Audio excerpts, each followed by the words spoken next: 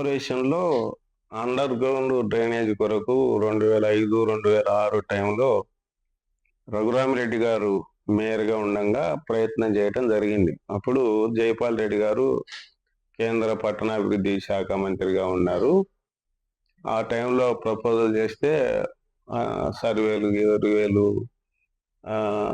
అంటే feasibility report అడిగితే కర్నూలుకి ఫీజిబిలిటీ వీలు పడదు అన్నట్టుగా అప్పుడు ఇచ్చినటువంటి రిపోర్ట్స్.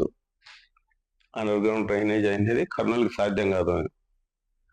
సో అప్పుడు ఆ టైంలో ఏమైందంటే అంత మనోళ్ళే ఉంది కాబట్టి ఎమిగనూరుకి ఇచ్చి కర్నూలు ఫీజిబిలిటీ లేదన్నట్టుగా రిపోర్ట్ వేయటం వల్ల అప్పటి నుంచి ఆగిపోయింది. ఆ ప్రపోజల్స్ మళ్ళీ ముందుకు వెళ్ళలేదు. ఆ తర్వాత స్మార్ట్ సిటీ చేస్తామన్నారు. స్మార్ట్ సిటీ కూడా చేయలేదు. స్మార్ట్ సిటీ చేస్తే కేంద్ర ప్రభుత్వమే చేయాలా, చేయలేదు. సో ఈసారన్నా చెయ్యండి అని మళ్ళీ మేము ప్రపోజల్ పెట్టడం జరిగింది. స్మార్ట్ సిటీ చేస్తే సిటీ అన్న డెవలప్మెంట్ బాగా జరుగుతుంది. కొన్ని ప్రత్యేక నిధులు ఢిల్లీ నుంచి వచ్చే అవకాశాలు ఉంటాయి. స్టేట్ గవర్నమెంట్ కూడా ఈ యొక్క మున్సిపల్ కార్పొరేషన్స్ కావచ్చు, లోకల్ బాడీస్ బాధ్యత స్టేట్ గవర్నమెంట్లు కూడా చాలా తక్కువ శ్రద్ధ పెడుతున్నాయి. అప్పట్లో రాజీవ్ గాంధీ తెచ్చినటువంటి చట్టాలు 73, 74 రాజ్యాంగంలో ఇచ్చినటువంటి పొందుపరిచినటువంటి విషయాలు ఏంటంటే అటు పంచాయతీరాజ్ కానీ ఇటు మున్సిపల్ యాక్ట్ కానీ 29 సబ్జెక్టులు బదిలీ చేయాలని, అది కూడా జరగలే. సో ఈ స్థానిక సంస్థలు బలోపేతం కావాలంటే వాళ్ళకు కావాల్సినటువంటి హక్కులు ఏవైతే ఉన్నాయో, సబ్జెక్టులు ఏవైతే ఉన్నాయో వాటిని బదిలీ చేయాల్సిన అవసరం ఉంది. సో ఇవన్నీ చేస్తే ఖచ్చితంగా స్థానిక సంస్థలు బలోపేతం అవుతాయి. ఇప్పటికే మేము వచ్చిన నుంచి మేమున్న పరిధిలో చాలా ప్రత్యేకంగా అంటే క్లీన్ చేయటంలో అయితేమి, తర్వాత హటావో ప్లాస్టిక్ కర్నూలు సిటీ అయితేమి పొల్యూషన్ లేని నగరంగా చేయటం కొరకు ఎన్ని రకాలుగా ప్రయత్నాలు చేయాలనో మాకున్న బడ్జెట్ లిమిట్లో మేము చాలా ప్రయత్నాలు చేసి సర్కిల్స్ డెవలప్ చేయటము, గ్రీనరీని డెవలప్ చేయటం. మీకు గుర్తుండే ఉంటుంటుంది, ఒకటే రోజు 2021 జూలైలో 70,000 మొక్కలు ఒకటే రోజు కర్నూలు నగరంలో నాటించడం జరిగింది. సో ఇట్లా వినూత్నమైనటువంటి అంటే కర్నూలు నగరాన్ని మనకు ఒక ఐకాన్ లాంటి కొండారెడ్డి బుర్జు ఉంది. సో బుర్జు దగ్గర కూడా చుట్టూ మంచి గ్రీనరీగా బాగానే చేయగలిగినాం మాకున్న పరిధిలో. ఇంకా చేయాల్సినది ఉంది. నిధుల లేని వల్ల కొంత కాంట్రాక్టర్లు బిల్లులు పెండింగులు ఉండటం వల్ల వాళ్ళు కూడా సమయానికి బిల్స్ వస్తే వర్క్స్ తొందరగా కంప్లీట్ చేస్తారు. బిల్స్ పెండింగ్ వల్ల కొన్ని ఇన్కంప్లీట్ ఉన్నాయి. వాటర్ సమస్య, డ్రింకింగ్ వాటర్ సమస్య చాలా తీవ్రంగా ఉంది కర్నూలు నగరానికి. అండర్ గ్రౌండ్ డ్రైనేజ్ కంటే డ్రింకింగ్ వాటర్ సమస్య ఇంపార్టెంట్. సో దాన్ని తీర్చడం కొరకు జగన్మోహన్ రెడ్డి గారు ముఖ్యమంత్రిగా ఉండగా ఒక 130 కోట్ల రూపాయల ప్రతిపాదనలతో రెడీ చేయటం జరిగింది. అది టెండర్ స్టేజ్లో ఉంది, ఇంకా అయినట్లేదు నాకు తెలిసి.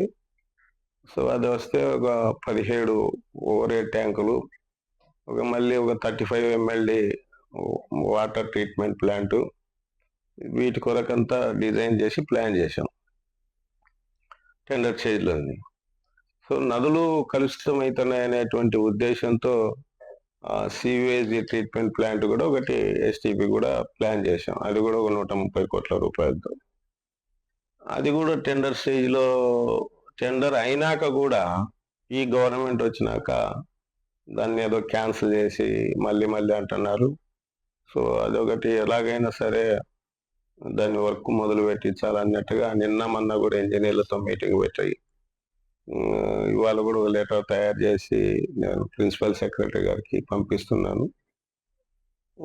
సో ఈ రకంగా అంటే నగరం అభివృద్ధి పరిచేటువంటి విషయంలో ఎక్కడో కాంప్రమైజ్ కాకుండా కొంత ఏంటంటే రోడ్ల వైడనింగ్ కార్యక్రమాలు పెండింగ్ ఉన్నాయి. వాళ్ళకందరికీ నచ్చజెప్పి ఆ రోడ్ సైడ్ ఏదైతే జీవనాధారం షాప్స్ ఉన్నాయో వాటిని కొంత నష్టపోవాల్సి వస్తుంది. అది దానికి వాళ్ళను సిద్ధపడేటట్టు కూడా చేస్తున్నాం. దానికి కొంచెం టైం తీసుకుంటుంది.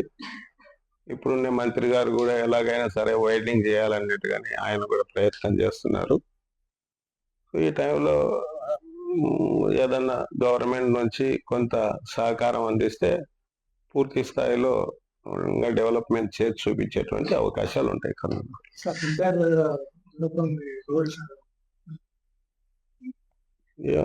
జోరాపురం దగ్గర రోడ్డు బాగానే ఉంది కదా, మన డంప్యార్డ్ దగ్గర బాగానే గార్గవ్ అది ఆర్ఎండ్బి వాళ్ళు చేయాలా, ఆర్ఎండ్బి లేకుంది, ఆర్ఎండ్బి వాళ్ళు చేయాలా. ఇవాళ ఆర్ఎండ్బి వాళ్ళ ఎస్సీతో కూడా మాట్లాడుతున్నారు. అప్పట్లో ఉన్న టెక్నాలజీకి ఇప్పుడు సెంట్రల్ గవర్నమెంట్ నాకు తెలిసి స్టేట్ గవర్నమెంట్ అంత ఖర్చు పెట్టడానికి సిద్ధంగా లేదు. ఎందుకంటే అట్లంటే శాశ్వతమైనటువంటి డ్రింకింగ్ వాటర్ పరిష్కారం ఏంటంటే ఒక 600 కోట్ల రూపాయలు ఖర్చు వస్తుంది. గోరకలు నుంచి తీసుకురావాలా వాటర్ను. గోరకలు నుంచి తీసుకొస్తే 365 days డైలీ కర్నూలుకి వాటర్ ఇవ్వచ్చు మొత్తం సిటీ, ఎక్కడ సమస్య లేకుండా. 365 days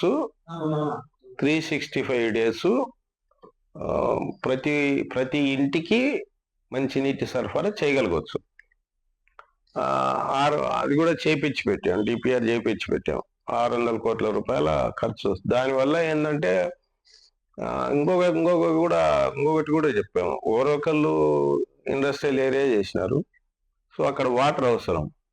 అదే వాటర్ తీసుకొస్తే అక్కడ రిజర్వాయర్ తయారు చేసి ఇండస్ట్రీస్ కు సప్లై చేయొచ్చు, కర్నూలుకి డ్రింకింగ్ వాటర్ సమస్య రెండు తీరుతాయి. ఈ రకమైనటువంటి ప్రపోజల్ కూడా ఇవ్వడం జరిగింది. దానికి ఎందుకంటే మేము ఫైనాన్షియల్ గా మేము చేసే పరిధి కాదు అది సస్టేట్ గవర్నమెంట్ అన్నా సహకరించాలి, సెంట్రల్ గవర్నమెంట్ అన్నా సహకరించాలి. వాళ్ళు సహకరిస్తే ఆ సమస్య తీరుతుంది. ఈ అండర్ గ్రౌండ్ డ్రైనేజ్ కూడా మేము చేయగలిగే వర్క్ కాదు, సెంట్రల్ గవర్నమెంటే సహకరించాలి.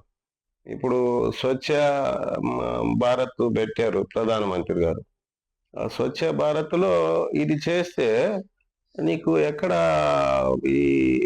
దానివల్ల ఒక రకరకాలుగా జబ్బులు కావచ్చు, తర్వాత సిటీ నీట్నెస్ కావచ్చు, అన్ని రకాల సమస్యలు, పొల్యూషన్ లేకుండా అన్ని రకాల సమస్యలు తీర్చేటువంటి అవకాశం కూడా ఖచ్చితంగా ఉంటుంది. అది అటు స్టేట్ గవర్నమెంట్, సెంట్రల్ గవర్నమెంట్ సహకరిస్తే తప్ప చేయగలిగే పనులు కాదు.